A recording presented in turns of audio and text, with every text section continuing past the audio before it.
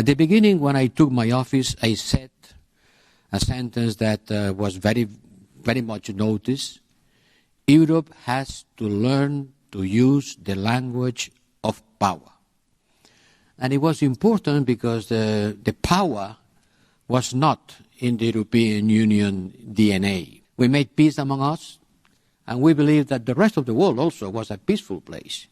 Unhappily, that's not true. And we need to redefine our position with respect to the international system, at least for three major reasons. First, it's a strong, fierce competition among major powers, the rise of an intense interstate rivalry, the weaponization of interdependency. The second one is our economic weight. The European Union economic weight is declining.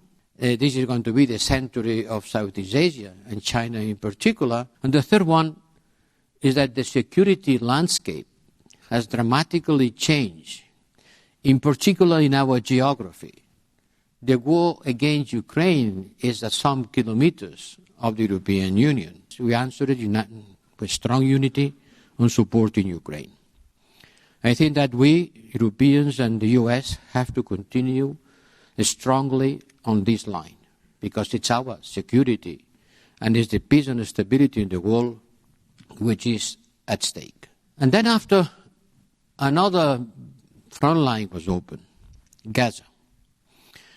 And we are extremely alarmed by the terrible situation in Gaza. And we are pushing as much as we can in order to reach a ceasefire, to get the hostages back home, certainly, to get a better access to humanitarian aid entering Gaza. And we have to make loud and clear that the only way to get out of this tragedy is to reach a two-state solution.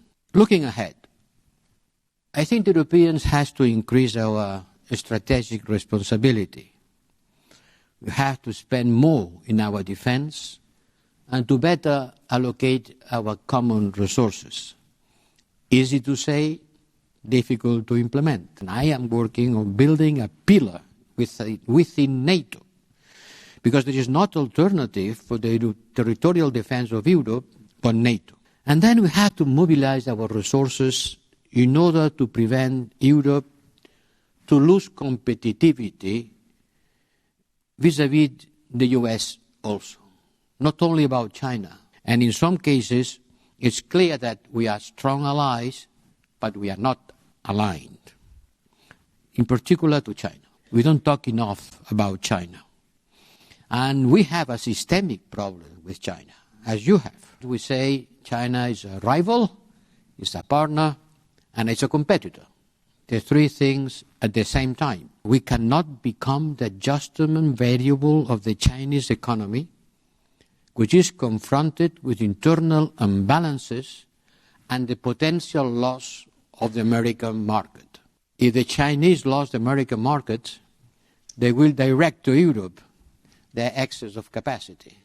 We cannot be the adjustment variables on this confrontation. If China is not responsive enough, we will have to protect our industries as you do.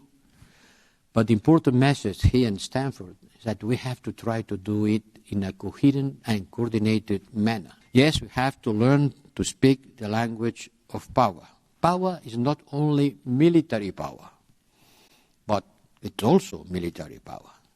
So we have to increase our military capacities, but we have to act using all the tools that we have. This is not a luxury. This is not something that you may have or not. This is indispensable if we want to protect our lifestyle and our social fabric and our values.